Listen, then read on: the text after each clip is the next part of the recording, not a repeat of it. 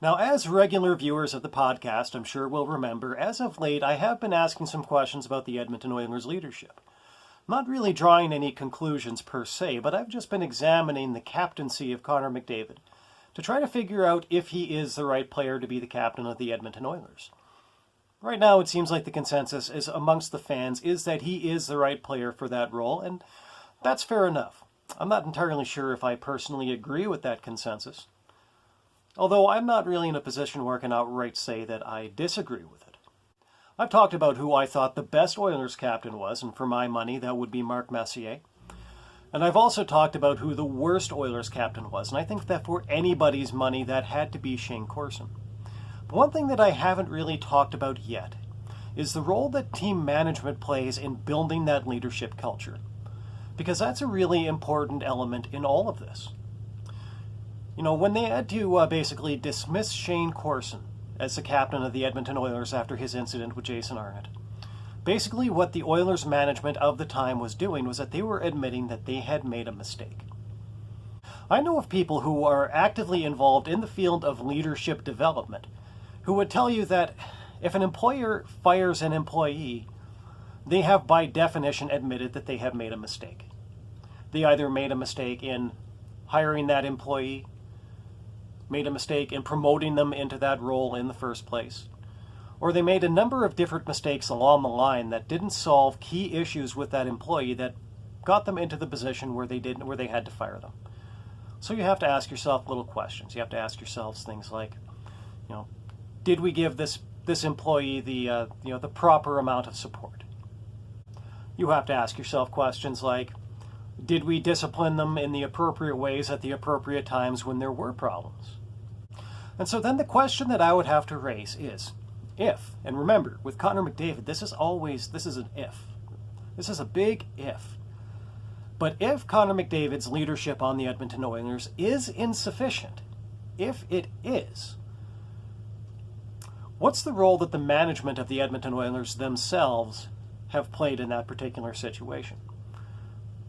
Are they investing the kinds of resources necessary into developing his leadership? And are they making other decisions regarding the team that are strengthening his leadership or diminishing it?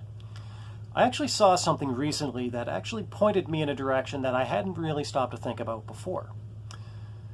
But it goes all the way back to the Drake Caggiula trade, which was definitely one of the great managerial misfires in Edmonton Oilers history. And there's been so many of them, I know that they're saying a lot. I know that's saying a lot, and I know that a lot of people would look at that and say, it's like, well, this is the team that traded Gretzky. This is the team that traded Mark Messier. And Drake Caggiula is one of the biggest managerial misfires in the history of this team? Can that seriously be the case? And I would posit for you that indeed it is. Now, there's a lot of different ways that you can look at that trade to understand why.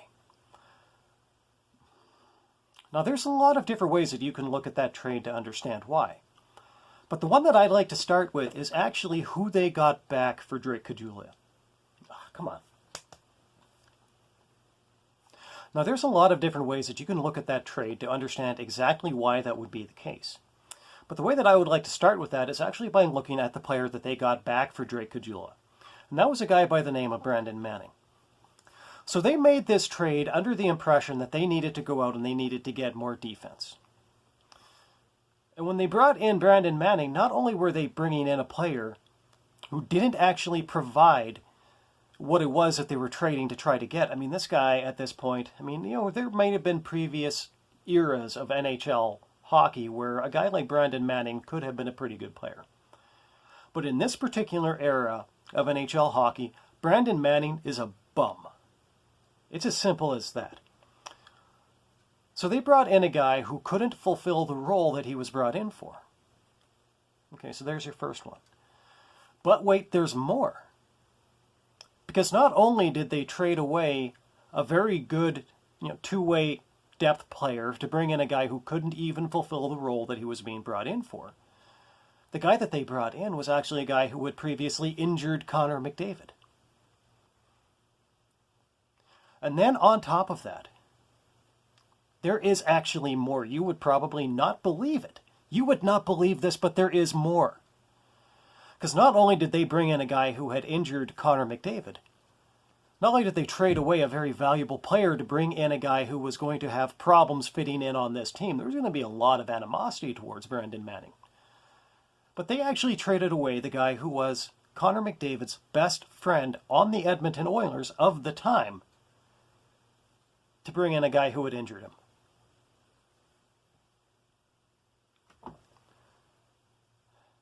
Now, Peter Chiarelli did a lot of really stupid things during his time as a GM of the Oilers.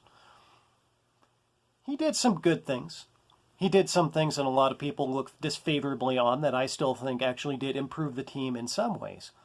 But he also did some just abysmally stupid, breathtakingly imbecilic things. I would even go so far as to suggest that trading away Drake Caggiula not only cost the Oilers a very valuable player, but it actually undermined Connor McDavid's ability to be a leader in the room.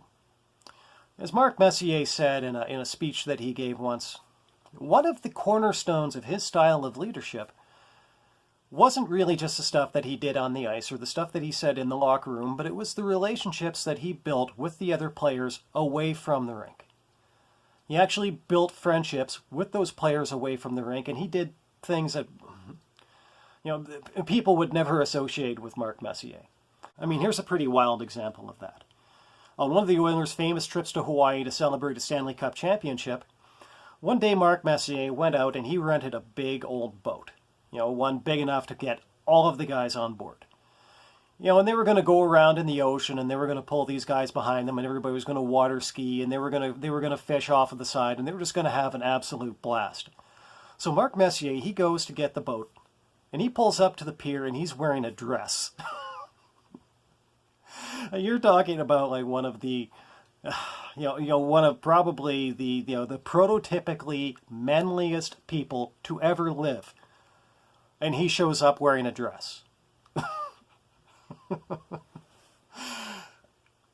And this is actually what Mark Messier did when he did that. I mean, not only did he signal to all the other guys that he was ready to do whatever it took to have fun, but he was actually willing to put himself in what was actually probably a fairly vulnerable position. And when you can show that kind of vulnerability to the people around you, one thing that you do is you build trust with them. And trust is probably a leader's most valuable commodity. So when Peter Chiarelli traded away Drake Caggiula, this is what he did. Was that he undermined relationships within the locker room, and he brought a source of distrust into the organization. There's no two ways about it from a leadership perspective. That is absolutely disastrous. Now, was that some sort of fatal blow that Connor McDavid's leadership could never recover from? No, definitely not. But it was definitely a setback.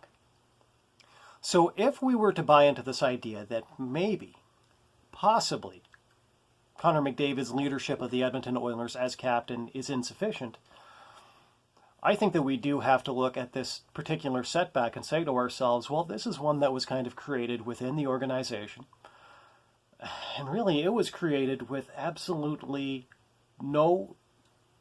in service of absolutely no good purpose. Now, as I've said before, right now, I'm actually undecided on